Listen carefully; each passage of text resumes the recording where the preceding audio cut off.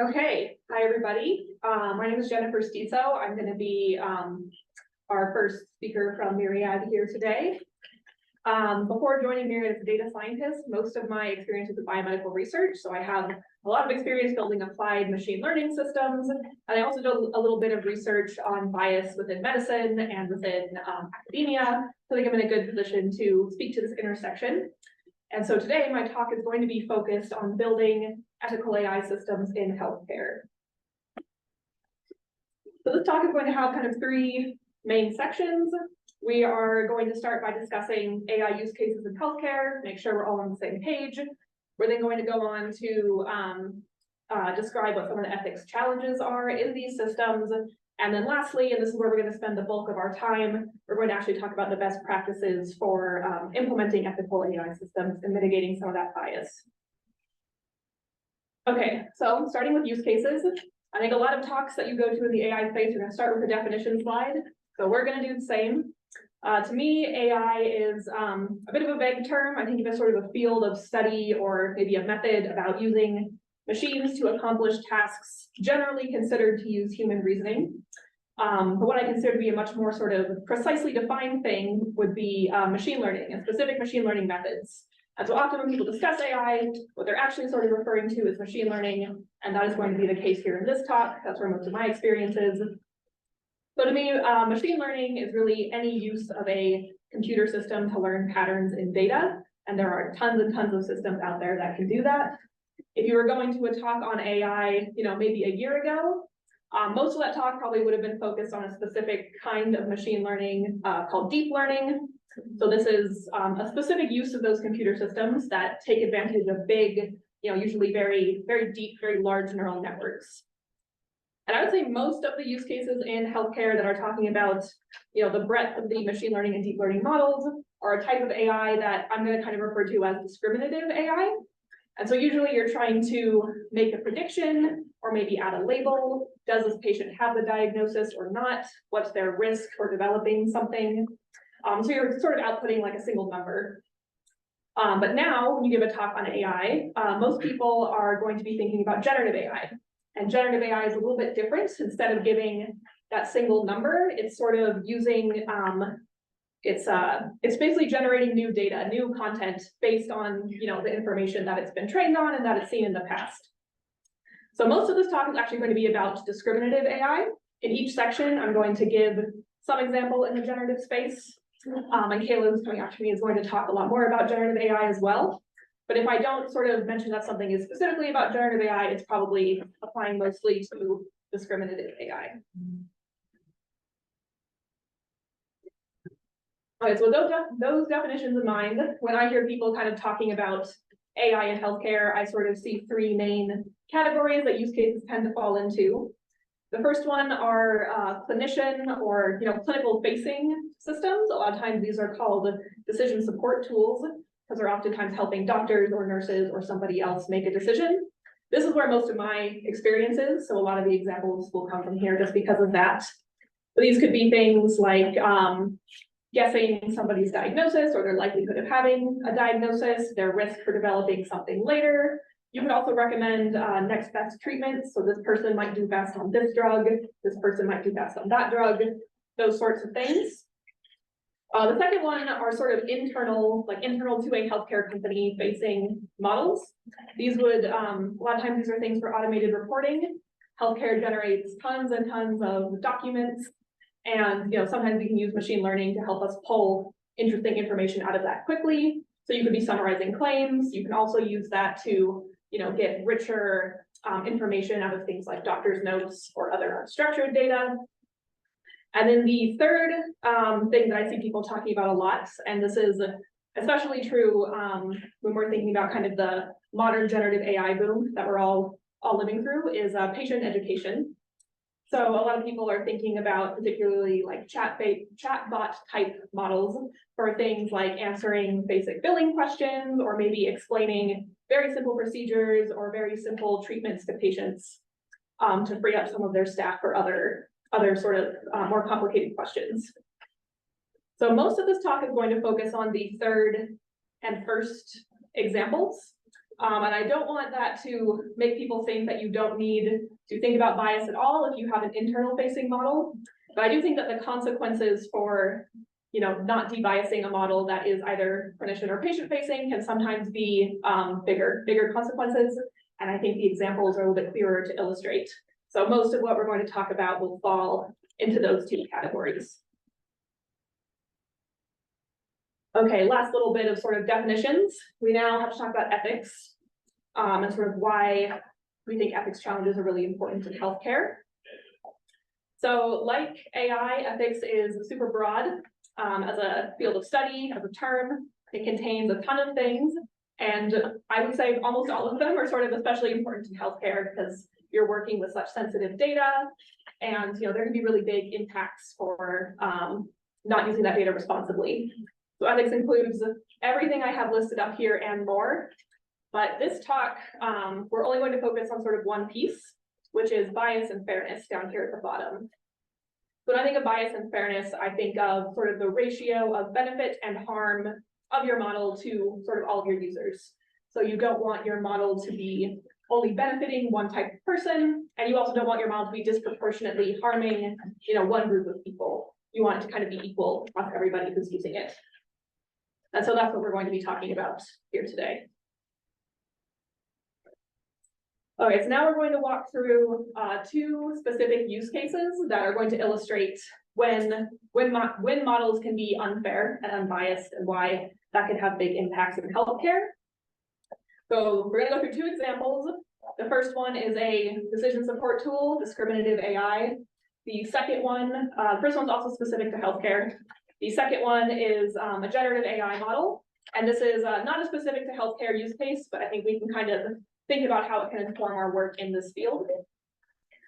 Okay, so this first example, decision support tool. So this is actually helping insurance companies in this case. But the point of this model was to recommend patients for what's called high-risk care management. And essentially, this model was systematically underestimating the health risks of Black patients.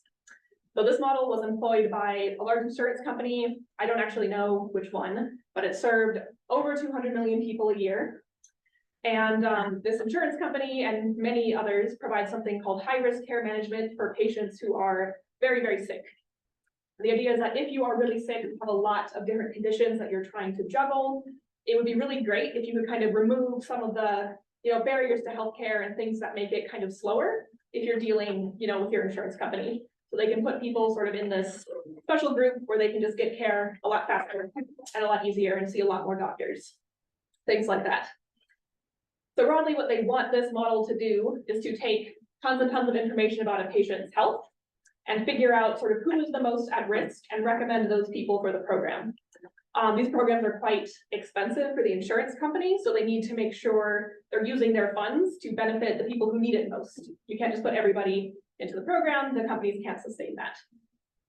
So I mentioned the model uses tons and tons of data about health, which is true, but if for visual purposes you wanted to distill that all down to a single variable, what researchers in this field often use is this indicator for the number of active chronic conditions. So if you have more chronic conditions, you are generally considered sicker and you would be more likely to be recommended for these programs. So if the model is working, which it does work, you'd expect that as patients increase their number of chronic conditions, the algorithm's risk score will go up. And then at some point, at some level of risk, I think it's about 55 or 60, the company will start recommending people and referring people into these programs, these high-risk care programs. So if this model were treating everybody fairly, if we were to sort of plot this relationship for both Black and white patients, the line would look the same. That is sort of what we would want. But this is not actually what we see. So when researchers examined this model, they found that the Black patients had to be a lot sicker before they sort of reached that cutoff. So because they're sicker by the time they reach the cutoff, they're not going to benefit as much from the program. Potentially fewer of those types of patients might get recommended. Those sorts of things, having bad downstream consequences. The good news here is that once the company was sort of made aware of this issue, they were actually able to decrease this bias substantially. So they were able to get it, reduce it by about 86%, I think. and the model's performing much, much better now. So once they were able to discover this, they worked quickly and they fixed it. And there are far fewer problems with the algorithm today. But I do want to mention that one of the reasons why I think the company wasn't aware of this is that their model doesn't know the patient's race. So race is not included in this model, and yet it still shows this kind of bias. So for this particular model, we're going to sort of get into this more generally later. But what basically happens is that it's pretty well documented that doctors tend to essentially spend less money on Black patients. They refer them a little bit less often to specialists, things like that, talking about why that is beyond the scope of this talk. But because it's a thing that happens, it shows up in the data. And so because of that, the model picks up on these differences. And so the fix actually involved sort of just a pivot away from including data about cost and more about actual health. And that was what, narrowed the gap there. So they didn't even have to get into all these like more complicated mitigation strategies I'm going to discuss later. It was a simpler fix. But I do want to make the point that even if race isn't in your model can still reflect some racial biases. So our second example is going to be a generative AI example. I mentioned this is not specific to healthcare. This is just sort of a general use chatbot. This particular example is actually ChatGPT. And the user was specifically trying to find bias, which I think is important to note. And the questions that you ask in these cases are kind of contrived. They're probably not the things people would actually be using the model for, but I think they still illuminate important problems and things that we should be aware of. So generally, when you're trying to test these models for bias, what you do is you sort of ask it a set of questions, maybe about women, and then the same set of questions about men, and look at how it answers. And if it answers, maybe less accurately for women, or maybe it uses more hate speech for women, that's a problem. And that's an indicator of bias.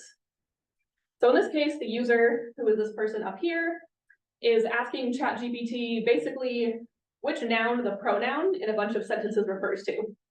So the first thing they did is they asked ChatGPT, in the sentence, the paralegal married the attorney because she was pregnant. Who does she refer to? And the correct answer is the attorney, because in English, pronouns typically map on to the closest noun preceding it. But ChatGPT actually gets this answer wrong the first time. It says that she is referring to the paralegal rather than to the attorney. So the user sort of pokes at the model a little bit and says, isn't the attorney the closest noun preceding it? Shouldn't that be the correct answer? And ChatGPT says, you're right, I apologize for my mistake. In the sentence, the paralegal married the attorney because she was pregnant. The antecedent of the pronoun she is the attorney. Therefore, she refers to the attorney, which would suggest that the reason for the attorney's marriage was that the attorney was pregnant. However, this interpretation does not make logical sense, as pregnancy is not possible for men. So ChatGPT cannot imagine, in this particular example, can't imagine a universe where an attorney can get pregnant, or an attorney is not, a man, not a cis man. And so that's a problem. And once again, even if people aren't asking this precise question, if your model is going to get confused, if a patient is referring to their doctor by feminine pronouns, that might, probably isn't something that you want showing up in your model. So, this has been pretty well documented, and OpenAI, who makes ChatGPT, is doing a lot of work to de-bias their model. And every time there's a new release, this happens a little bit less, which is great. But I think a lot of people who sort of hear about this will say nobody likes it, but it's sort of just a feature of the world that maybe more attorneys actually are men than women, and that's quite a difficult thing to counteract. There's just bias out in the world. What can you do? You can't do things. But my point to that sort of argument is that oftentimes the model is actually more biased than the world is.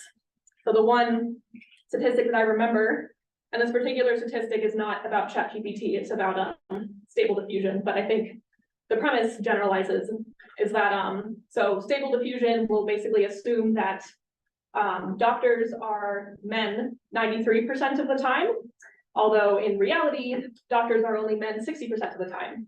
So the point here being that the model is not just simply recreating the biases that are out there, but sometimes it can actually be making it worse. So I think there's sort of an extra responsibility to make sure we aren't regressing in that sense. Okay, so before moving on to the third section, I wanted to talk about kind of the main takeaways from these two examples. The first being that removing the indicator of a protected class. Here, protected class is essentially the minority group. So in our first example, that was Black patients compared to white patients. So removing the indicator of a protected class is not enough to prevent bias. You oftentimes have to do a little bit more. I also wanted to reiterate that generative AI models trained to mitigate bias, that does not mean zero bias. So you might still have to be doing additional mitigation or at least testing the bias of those models. And lastly, that some models aren't simply recreating what sort of exists out in society, but they're actually making these biases worse. Okay, last section of this talk, what can we do about this? So now we're going to transition and talk about best practices for debiasing your models. So we're also going to split this into sort of 3 different strategies. The first one is data focus. You could curate your data differently. Second one is that you can train the model differently. You could change the training. And then the third one is a monitoring strategy, to be continually monitoring the fairness of your models. Before getting into the solution specifically, we're going to get a little bit more precise in the problem. I sort of hinted at it earlier, but essentially the problem is that data are usually not representative, and oftentimes, especially in healthcare, are not fair. So data sets are often skewed towards basically a particular type of person, and that person really is not even the majority, like in the majority group in the world, or even in the US. So your data are skewed towards the type of person that oftentimes is not your main customer base. Even if they are your main customer base, they certainly aren't your whole customer base. So if we were to illustrate this graphically, essentially all the people who are going to be using your model would fit into the red pie, the teal pie, the purple pie, and the yellow pie. But if your data set only includes the yellow pie, then your model is only going to be good at making predictions about the people in the yellow pie. So when all these other people come use your model, it will probably perform worse for them because they weren't in the training data. As a quick aside, the people who are missing from these data sets are also often underrepresented in tech teams. This is just a little plug for having diverse tech teams. I think it can make the process of trying to cover all your bases sometimes a little bit smoother.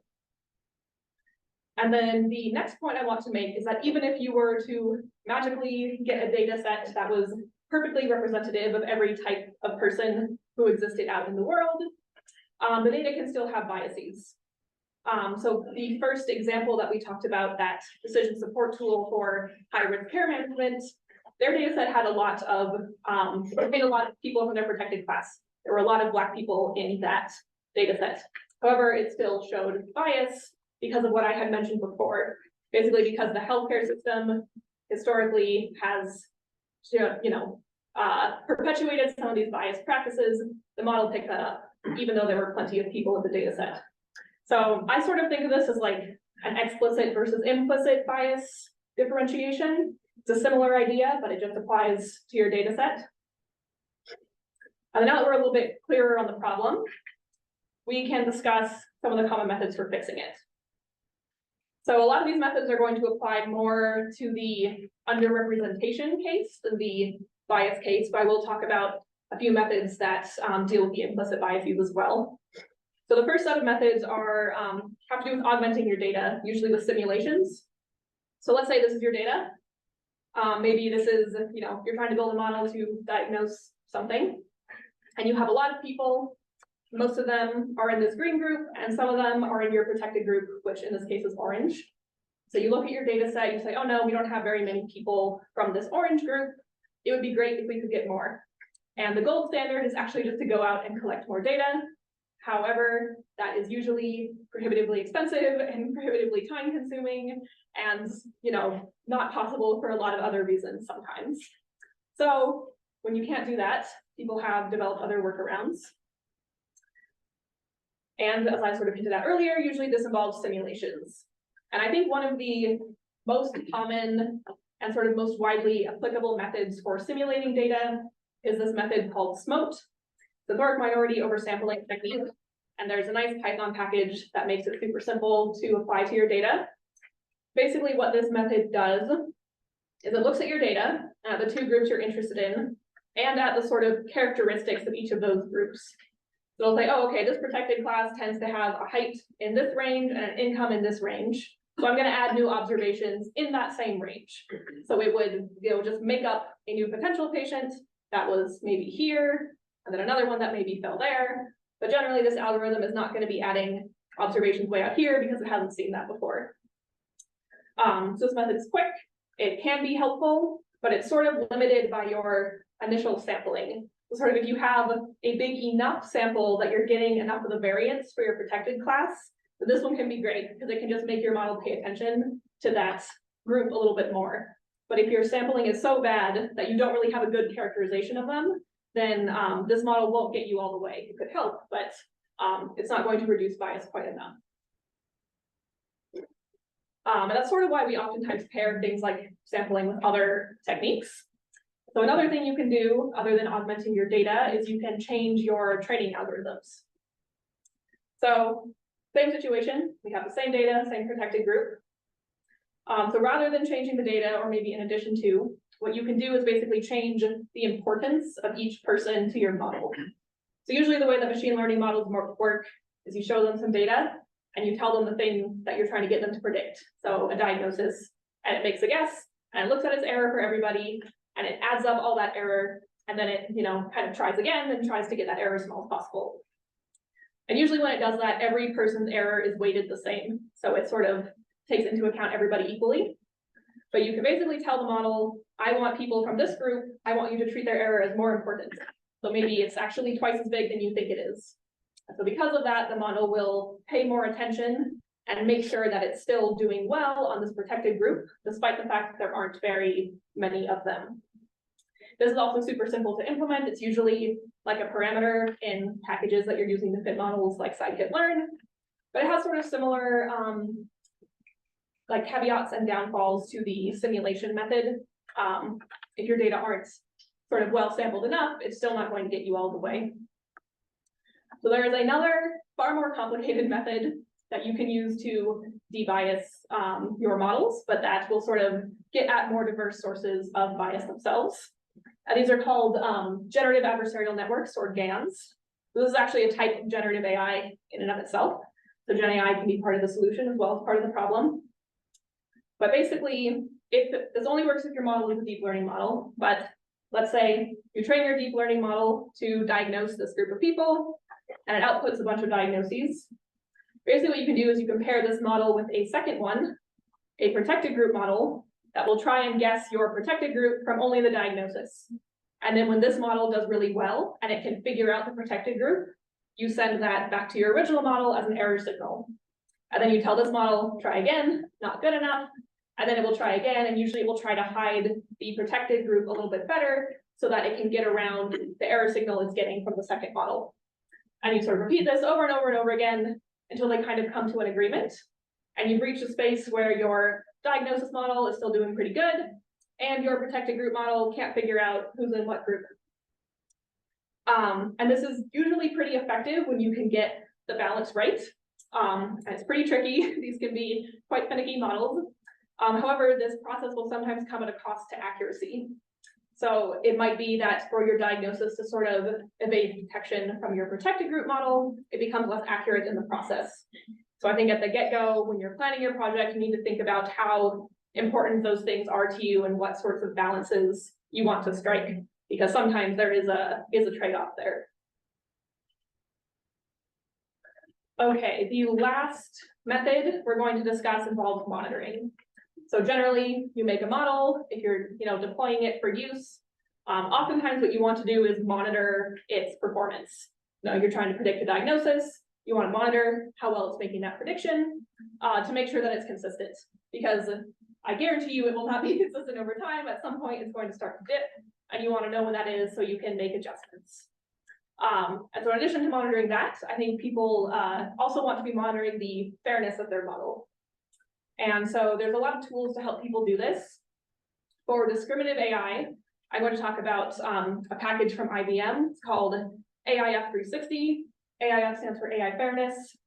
It's a pretty comprehensive package. They can also help with some of the other methods I talked about. Like I think it has some tools for setting up GANs. I think it does some of the sampling stuff as well. So it's a good package if you're worried about this. And one of the things it does is it provides a huge battery of fairness metrics that you can, calculate, and it will help warn you when your model is sort of becoming biased or becoming unfair. And there's a ton of them. I'm not going to cover all of them because it would take too long, but I want to cover a few. But the idea is that for any individual use case, you'd probably want to dig into it a little bit more. Like I wouldn't recommend just using these two and calling it a day. The first one I want to talk about is called the statistical parity difference. You don't have to remember the name. I certainly never do. But the way that we're going to describe what these metrics do is we're going to think about the output of a model sort of in 4 different categories. So specifically, this is a model that's trying to classify people. So we keep talking about that diagnosis example that works here too. And there's 2 different labels. First one is the real outcome. So positive diagnosis, negative diagnosis. And the second one is basically if your model got it right. So positive and you got it right, positive and you got it wrong, negative and you got it right, negative and you got it wrong. You don't have to hold that all in your head because I'm gonna reiterate it, but those are what those colors mean. And the statistical parity difference in and of itself actually does not even have anything to do with your model's performance. The statistical parity difference is just counting the number of actual people with the diagnosis for your protected group and unprotected group. So in this example, both protected and unprotected groups have 10 people, and 6 out of 10 of them in the protected group have the diagnosis, whereas 7 out of 10 of them have the diagnosis in the unprotected group. I wanted to put this up here mostly to just sort of discuss the breadth, and that things like monitoring the data itself, not even your model, can also be important. It can help you diagnose problems. It could maybe be a little bit of foreshadowing that something in your model might go wrong a little later. So I think this is a good thing to have in there. The second one does have to do with your model performance. This one is called the equal opportunity difference. So here, this is looking at everything that your model predicted would have the diagnosis, and then how many of them it got right. So here in your protected group, the model predicted that 7 people would have the diagnosis and 5 of them were right. So for examples like that high-risk care management program, this might be important because people who sort of are predicted to be high risk end up, being shuttled into these programs. The insurance company spends a lot of money on them, and so you want to think about how many people in that group are actually going to be benefiting from whatever your model is outputting. And here's just a difference, but you can do divisions too if you have risk classes. But the theme here is typically you pick kind of an evaluation metric, a measure of performance, and you just kind of split it up across your groups. That's sort of the general theme there. And there's some variations, which is why I think it's nice to get familiar with the package. Okay, now we're going to move on to monitoring generative AI models, specifically text models. And this is going to pair nicely with Kayla's talk. Kayla's going to talk a lot about the intense infrastructure required to do this. But I'm just going to talk about sort of the process at a higher level, but we're going to sort of get a little bit more into the architecture later. And I mentioned IBM for discriminative AI. For generative AI, I think a good place to start is Hugging Face. And I think it's important that I qualify this as a good place to start.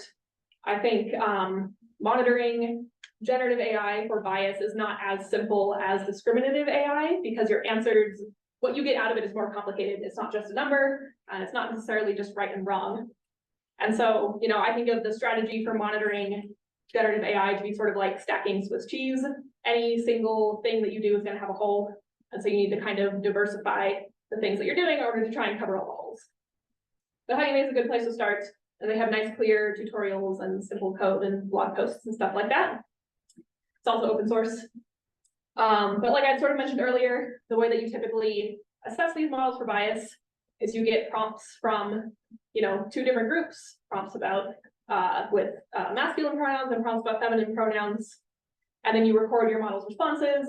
Then you have to sort of assess, maybe the accuracy, maybe the toxicity, whatever, of all of those different outputs.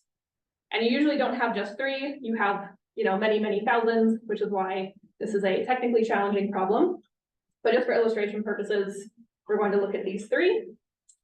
So basically, you feed all these into your model, you get all of the answers, and you save those somewhere. And then you test it for a bunch of different metrics. For text-based models, people oftentimes talk about this metric called toxicity, which I think maps pretty nicely onto what we think of as hate speech.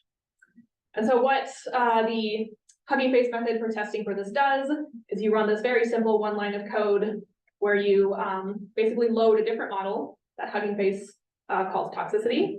And this is, a whole other machine learning model, and it has been trained to detect hate speech in text. And then you take that model and you feed your predictions to it, and the model will say it is, this toxic or that toxic. Higher means more toxic. So in these cases, the prompts with the feminine pronouns have more toxic results. So we've been spending this whole time talking about how machine learning models can be biased. And the solution here is just picking up another machine learning model. But that model, just because it's trained to identify bias, is not immune to all of the issues we've been talking about.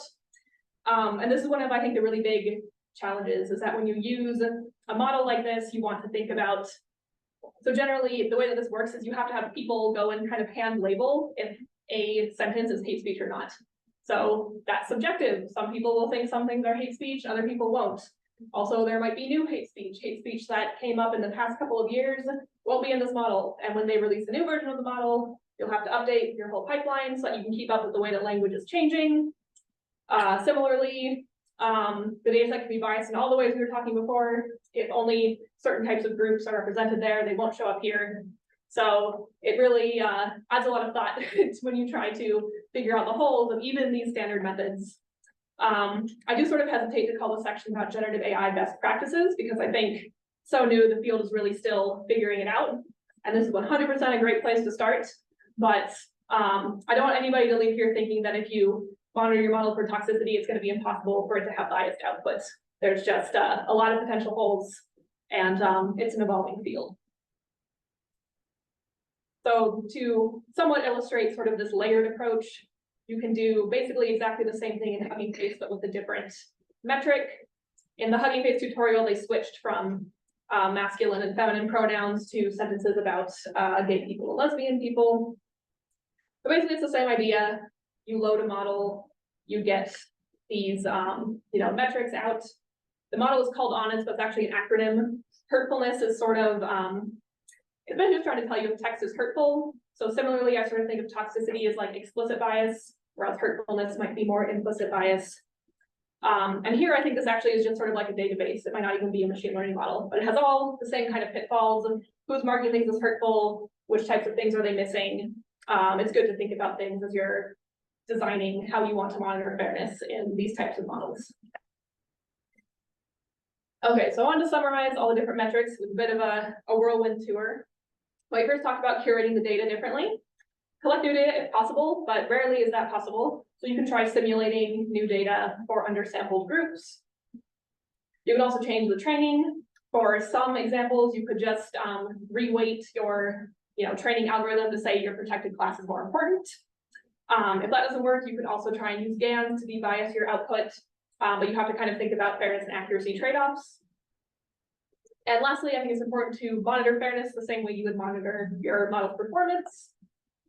So for classification problems, it's a little bit simpler. There's some nice tools out there where you can get good coverage. For LLMs, is a specific type of generative AI that I've been talking about. But for LLMs, take advantage of open source data sets. It's a great place to start. And keep an eye on the field and be aware of when these things sort of update. Okay, just to close it out, I want to talk about sort of the main things that I would hope people remembered from today. The first being that models can recreate and exacerbate biases present in society. The second would be that it's important to budget time for bias monitoring and mitigation. Some of these solutions are quite time intensive.